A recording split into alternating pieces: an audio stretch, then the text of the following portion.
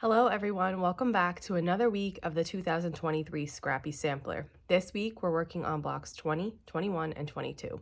And today we're going to make block 20. This block is a pickle dish. Now if you know what that is, don't be intimidated. We're going to make this no problem and we're going to do it step by step together. But I have had a lot of requests for this block, so I think there is a lot of excitement about learning how to make this. So let's make it together. Here I have the pieces cut out for block 20. Now we have two major steps in the block. So we have these pickle dish points. We need 2 of these for our block, and these are foundation paper piecing. And then we have templates that we use to cut out the remaining portion of the block. Something a little bit different for this block, we need to make 4 of these because we're going to put each 8-inch block together to make one big 16.5-inch block. We have a couple 16.5-inch blocks, and some are actually that size, like when we made Queen Charlotte's crown, that was a 16-inch block. But this one, while we want it to be a 16-inch block, it is composed of 4 smaller blocks.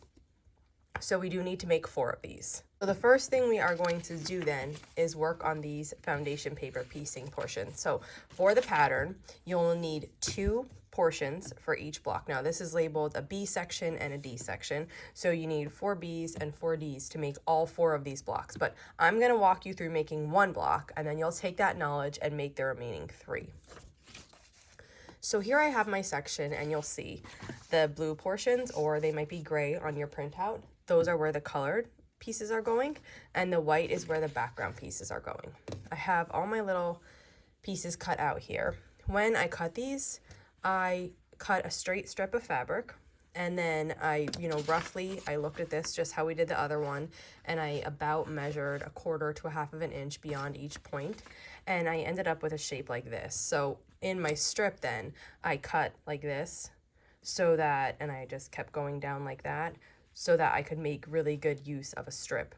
Just like any other foundation paper piecing pattern, these are numbered in order. So this whole section is B, but you see here it goes 1, 2, 3, 4, 5, 6, all the way up to 15. So this block is time consuming, it is labor intensive, but it is standout beautiful. Definitely worth the effort.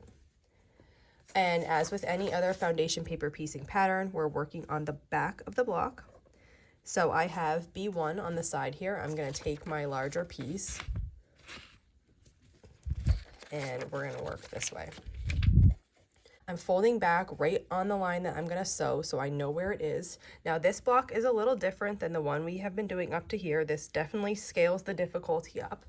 Don't be intimidated though, we can do this. It's just going to take, a little slower of a pace, and we're going to have to do some checks. I'm taking this piece and I'm laying it about 1/4 of an inch past that fold. Then I'm going to take it and I'm going to fold it back so that it's even with the fold I made. And I'm making sure that I'm covering the entire piece on the bottom. This is going to save me ripping stitches at the end. So if you fold it back and it's not covering, then pick up your piece and adjust it. And if you fold it back and it is covering every single piece of B2, then you know you're in a good position. So you would carefully hold everything in place, put it back to where it was, and we're going to sew. I'm turning my stitch length down to about 1.5 here. I'm flipping the entire piece over, and I'm going to sew on the line between B1 and B2.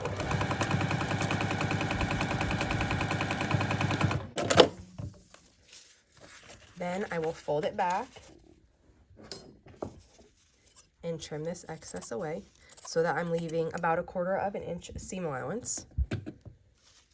And let me show you what we're left with so far. So this is our first 2 pieces. And if you struggle a little bit with foundation paper piecing patterns, and maybe you're feeling a little nervous about this, I would encourage you to make your pieces a little bit bigger. That's going to give you some room when you're flipping these. Like my pieces are bigger than I need.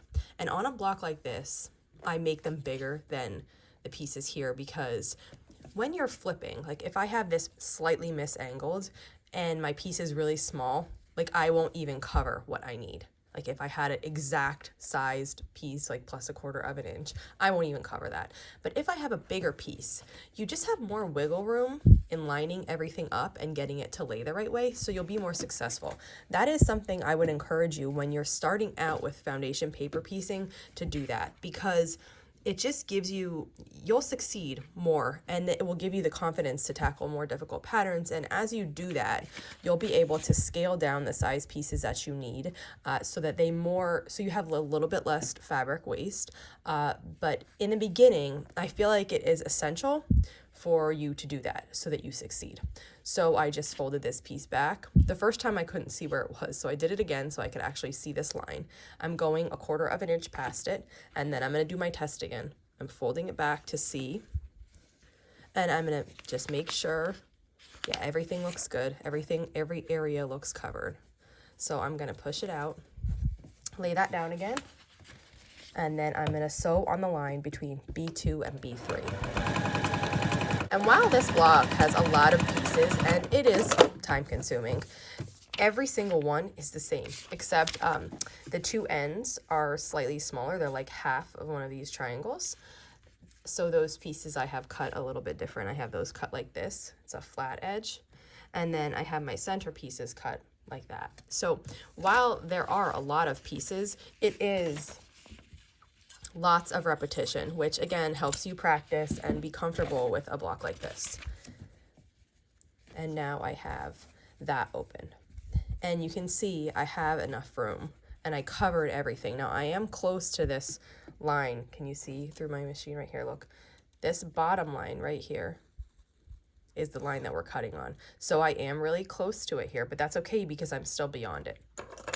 We're going to continue on with the next one. Now the next one is pointing up this way, so I'm making the fold like that. And then I will take the bigger portion and put it on the bottom. And let's see how we lined up. That looks pretty good and covered to me. So I'm going to flip that over and sew between the line B3 and B4.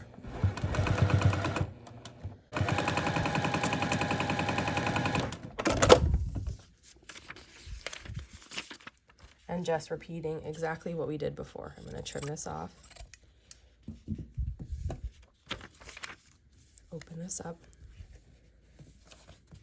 And we're going to work on the next background piece, which is this way. So I'm making this crease, and sometimes in these colored prints it's a little hard to see your crease. So what I do in that case is I just hold it there with my hand just for a minute, and I get my piece ready, so then I can just move it right over, and that line, I kind of still know where it is. And then what I'm going to do is I'm going to fold it back to make sure. That looks good to me. And we're sewing on the line between B4 and B5.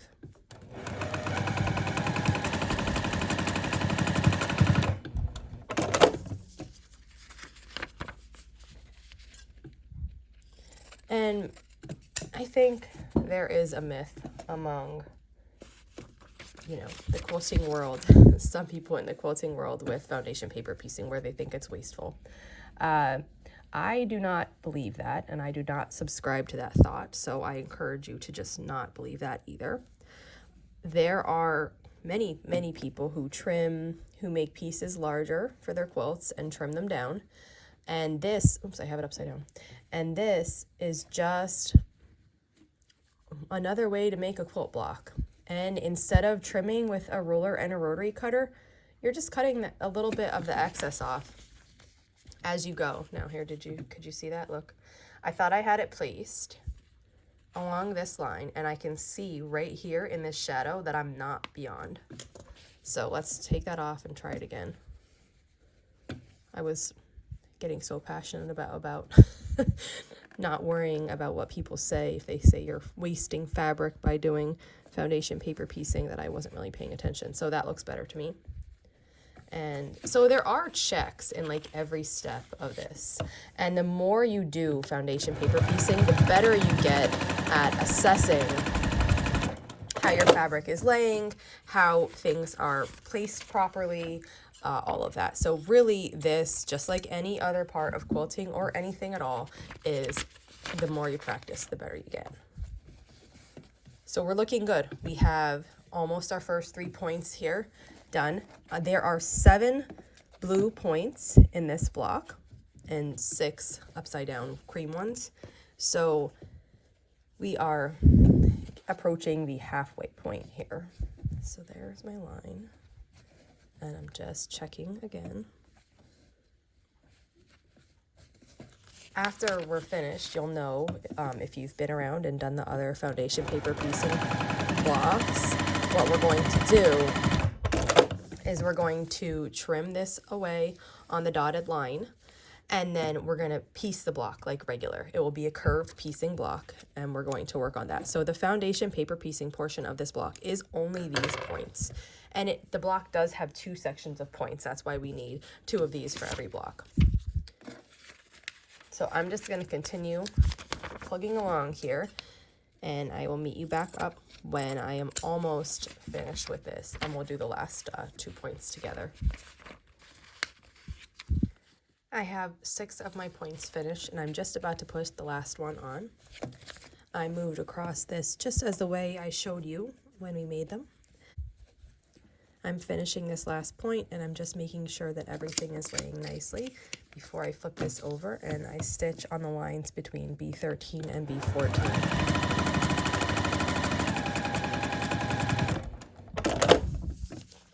I'll trim this away.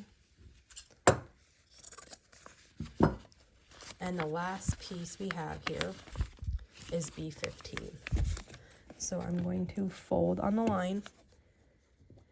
And for this one, I'm using one of my ones with a straight edge.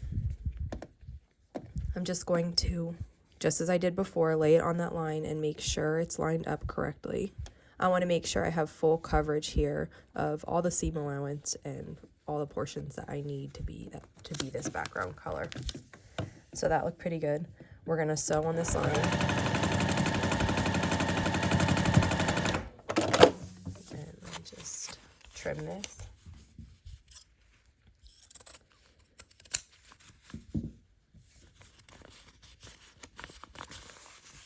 And that is half of our pickle dish points. I'm going to make another one just like this, and then we will trim and move on.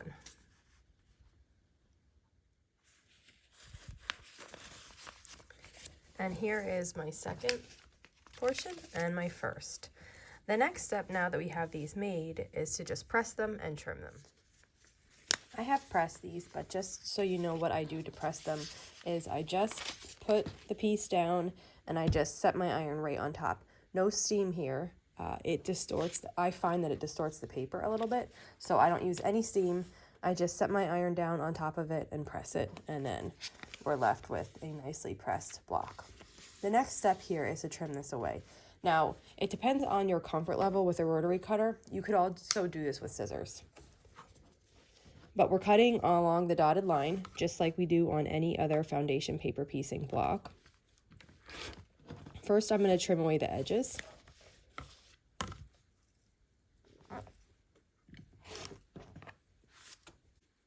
And then I'm going to work along this curve. If you have a smaller rotary cutter, there are, those ones go really good around curves. But what I do here is I just keep my ruler. I'm not working against my ruler at all. I'm just putting my ruler there to keep my fingers safe in case I slip. And I'm just going to work along this inner curve.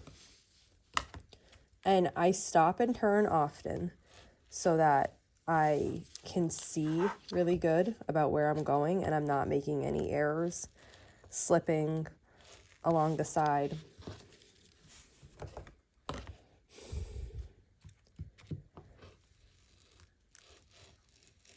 And then that is how it looks along the inner edge, trimmed and cut. I have a little bit here hanging. I made a mistake there. I went a little bit close, but that's okay. I'll be aware of that later, and I will account for that when I'm piecing it. And then I do the same thing along the outer edge. So I'm using the ruler not as a guide for the rotary cutter, but just as like it helps me hold the paper down and keeps my fingers safe from the rotary cutter. And the outer one's always a lot easier to do than the inner one. For me, anyway. And then the next step will be to just remove these papers. And this is a relatively easy paper remove because we're just like an up and a down triangle. So we're just going to pull along these perforations each way until we get all the way across and all of the paper is removed. Any loose strings like these, I will cut them too, just so they don't get in the way when we're piecing the curve later.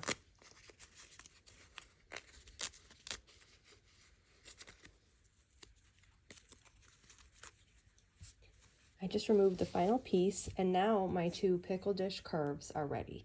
The next step is going to be to start sewing the templates to this to finish up the block. Let's head over to the sewing machine and do that now. The first thing we're going to do, now that we have our foundation paper piecing portion of the block ready, is just fold it in half and just see where the center of the block is. It should be the center of the middle point because there's 7 points in this block. So the middle point folded in half is going to be where the center is. You just want to know where that is because when we're lining up our curved edges, that's going to help. The first thing we're going to sew it to is this template, and we're going to do the same thing here. We're going to fold it in half. And just finger crease is really good. On the foundation paper piecing one, it's hard to see because we already have worked with this so much, but this is just one piece of fabric. So we're going to see this little mark really good. When you're sewing curves, you typically pin, as much as you're comfortable with. So you could pin the whole thing, or you could use no pins at all. But I'm going to use just a few here to demonstrate maybe what you might want to try. So the first thing I'm pinning are the 2 center points together. So I can see this bend in the bottom fabric, and I can see this bend, which marks the center of each piece. And I'm going to stick a pin right there. Now, what you could do if you wanted to pin a lot is you just work across this, gently moving this curve to fit the other curve. And you're not like pulling or stretching it, you're just gently working them together. It will go. And I find that, I'm pinning this now to show you how you would pin it, but when I'm making this, like I might only do 3 pins or 2, one in the middle, one at the end, and then I'll hold my fingers in the beginning. I probably wouldn't use a pin there. But it's just whatever you're the most comfortable with. I find though that these curves stay really nice together as you sew because your seam line is holding it in place. And here you have a pin and you're spaced apart, however far you're spacing them, but it's not as good as, the seam line actually holding it in place. So on this last one here, you might want to put one in the middle. I have some little ones now. One in the middle, and then one at this end. And these 2 ends, they should match right up. If they're not, take your pins out and start over. So there I have half of the block pinned. Now I have the same thing.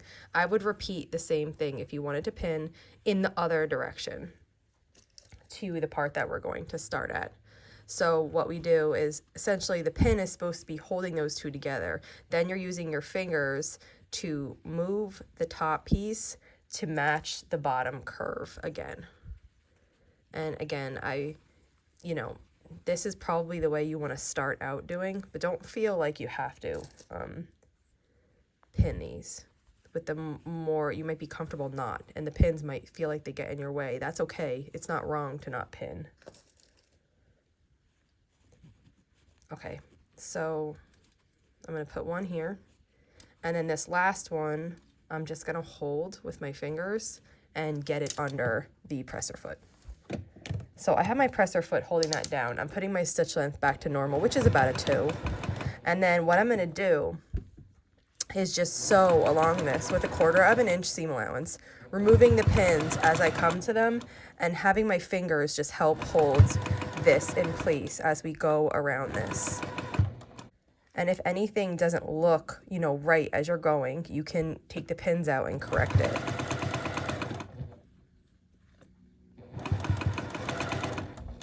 while the pins are a helpful tool, they don't replace, you looking at it and saying, that doesn't look right, even though I have it pinned. I'm going to try again. So just keep that in mind. They are there as a tool to help you, but they're not,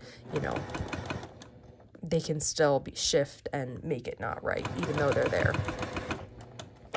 And after we finish sewing that, and I'm not going to press with an iron. I'm just going to give go my fingers over that and finger press. You should see here that if we were accurate, all of these points should show nicely. And they do. It's just that this is not flat because I didn't press it yet. So I'm working to everyone to show you. So that is a portion that we made. Now we need to attach the other side. But to do that, we have to put in these corners too, so it actually fits. So what we're going to do first is we're going to sew a corner to each end of this piece, and then we're going to do the same thing we just did, matching this up to this piece. So these ends are straight, so it's actually quite easy to get this to line up. You just line up the square to the bottom piece and sew across this. And then you're going to repeat that on the other side.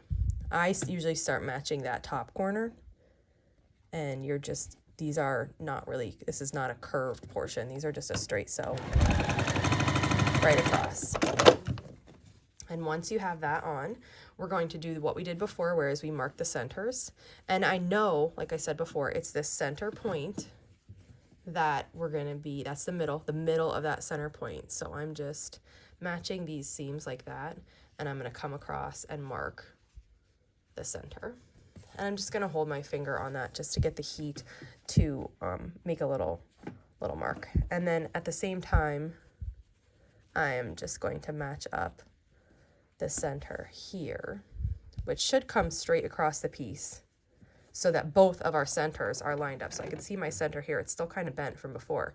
And I'm directly across that, just finger pressing a mark into this. And once we have the marks, then I'm going to take those two, just like we did before, and match them up. And my first pin is going to go right in that. And here's a way you could do it if you don't want a pin. So I'm just going to leave it like this. I'm going to work backwards just with my fingers. And then what happens here is this square. Let me see if I can get my stitch ripper to show you. This square right here is going to nest with that seam right below it. So when I get to that seam, I'm just going to hold my finger on it and get those two matched up. Then I will sew right to this seam, and then I will take a minute to get my fabric laying correctly, and I'll continue sewing. And I find that as long as I have the middle point matched out, that I don't have an issue getting, needing pins for the whole piece. The pin in the middle, that's the crucial one for me. That marks the spot. That has to be the middle. And as long as that's lined up, everything else just seems to fall right in line. So whatever method works for you, pinning the whole thing. I have even seen people glue-based, which would mean you'd glue along the edge where the 1/4 of an inch seam allowance is, and that holds it steady for you instead of pins. So, whatever, there are lots of methods to try, and whatever one works best for you is the one to do. There's no right or wrong. And I'm holding this nesting seam on the square, and then I'm just going to pull that in line. And then you can see now that when I open this, this is the center of our pickle dish block, and it looks so nice. So we're having these corners meet really nice. We can see all of the points, and this corner is meeting nicely too. And I think you can decide how you want your seams to lay. They want to go, here, let me show you. This one wants to go in for me. And while this wants to go in, this other side wants to go out. So you can decide which way you want to press this. I'm going to wait to press. I'm going to keep it like that. And then next, the last part of this block is to sew the B and C templates on each side. And then, like, this seems scary because I know these templates, you're like, they don't fit the whole way, but actually the corner of the block is the yellow, and this little blue is most of it, this part is going to get lost in the seam allowance. You're just going to have a little sliver that's going to come and square this out. So it's going to seem scary. I know it is, because even though I made this block a bunch of times and I know it's going to work, even now I'm like, oh, that looks impossible. But we're going to do it. We're going to do it anyway. So fold it in half. This is like finding the center is a really key, step to these. So find the center, which here it's going to be the top point of your center. That is it, because we have 7 points. So the middle one, and it's going to be the top of that is going to be the center.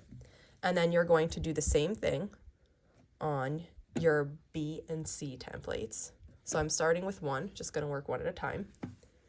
And, let's pin this one just to see how it goes with pinning. So I'm matching those 2 up, and I'm pinning.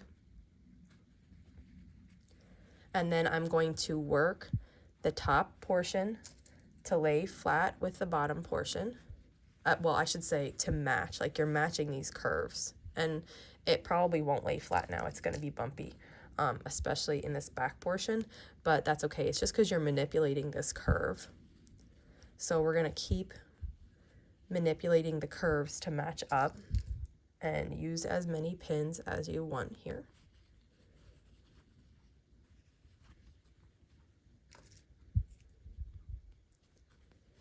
And I always find it easier to work this right side first.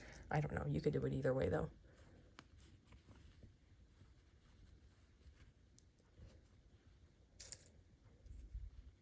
And this is going to stop like right before the yellow square. Do you see how we are just short of that yellow square? That's correct. You're not missing fabric. That is the correct way. I'm going to put one in here, and then I'll just match that little bit up at the end with my finger. And then you can work the other way too and get a bunch of pins on this from this side.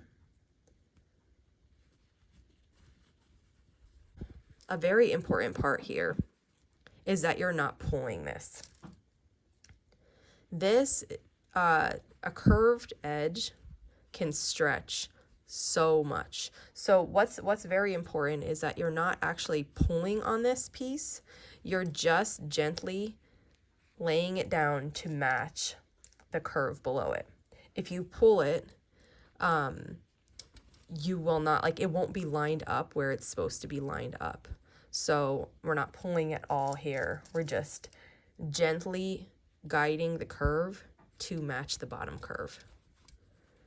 And we're almost there. I tried to go ahead too much, but I'll put a pin here. Okay. And you know what? I'm not going to put one there. I'm just going to use my fingers and get that right under the machine. So I'm making sure those 2 are matched, and I'm just going to I'm skipping the yellow square, and I'm going right to the curve, okay? We're going to start sewing, and we're going to gently just guide around this curve, taking the pins out as we go.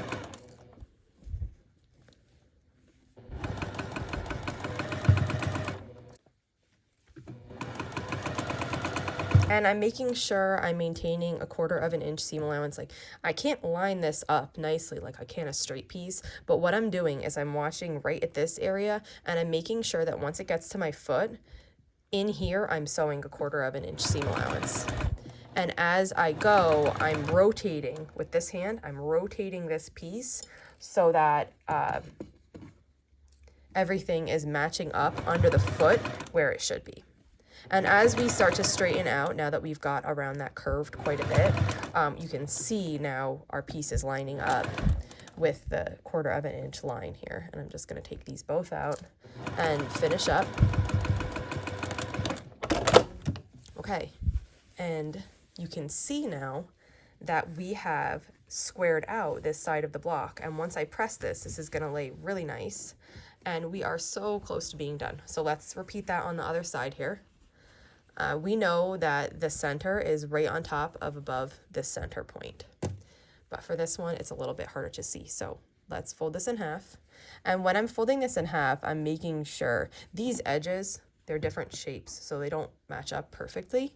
But what I'm doing is I'm making sure that my point is folded in half and that my tops are even and the side, they are even with each other, so I can exactly find the actual center of this piece.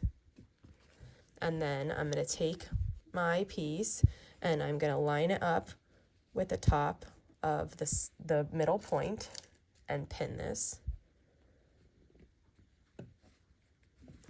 And then I'm going to do this side without pins. So this is how I would normally do it.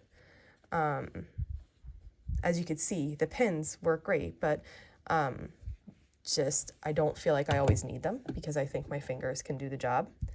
So when I need them, I will, but otherwise, you know, I don't. So this is how I would do it. I would back up from the center pin, just like I showed you with my fingers, and then start sewing along this. And I'm doing the same thing that I did with the pins. I'm making the top curve match the bottom curve. And I'm just holding them in place as I go. I'm making sure I'm sewing 1/4 of an inch seam allowance. And now for this last piece, just like as we go, I'm going to match it up.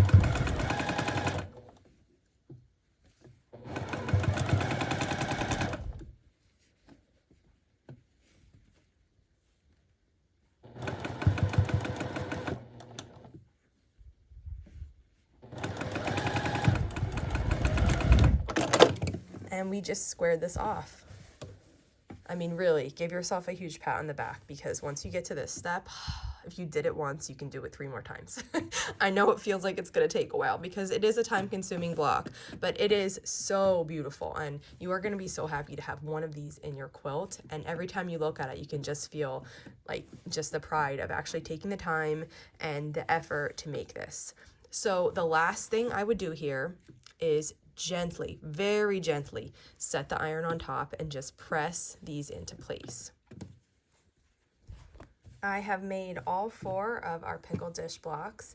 Each of these measures 8.5 inches unfinished. And when we sew these together, it's going to make a 16.5 inch unfinished block, which will be a 16-inch finished block in our quilt. So the way we're going to assemble these is we're going to angle them all so that they meet and make a big square in the middle. So I'm going to take 2 of them and lay the first on top of the other one, matching the side. And then we're going to sew here with 1/4 of an inch seam allowance.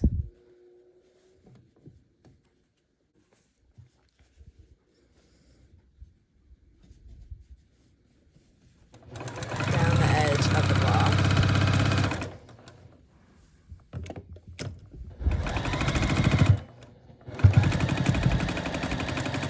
And then I'm going to take the other 2 and put them so that their squares are in and they're angled this way. Match up the squares and the sides. Sometimes it takes a little fidgeting to get, to get these to go the right way. But take your time and get them placed exactly right so that they lay very nicely next to each other. And you're sewing with 1/4 of an inch seam allowance here.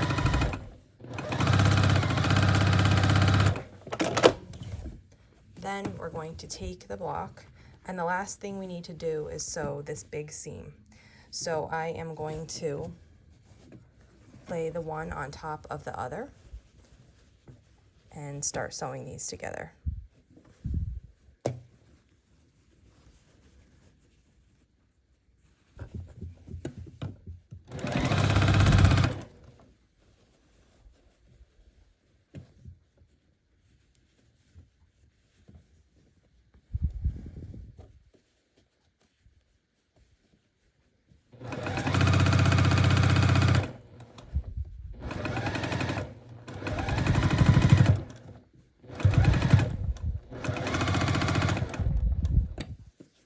And then I'll pause and just make sure this bottom one is aligned properly before I start.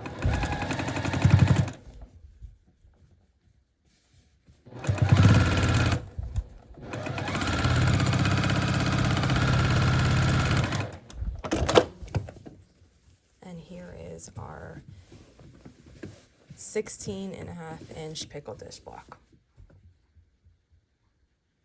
All that needs to be pressed are these 2 seam lines because we already pressed each of the 4 pickle dish blocks. So I'll just press those seam lines and then I'll show you the finished block. And here's our block. That was time consuming, a little bit tricky, but definitely builds your skills.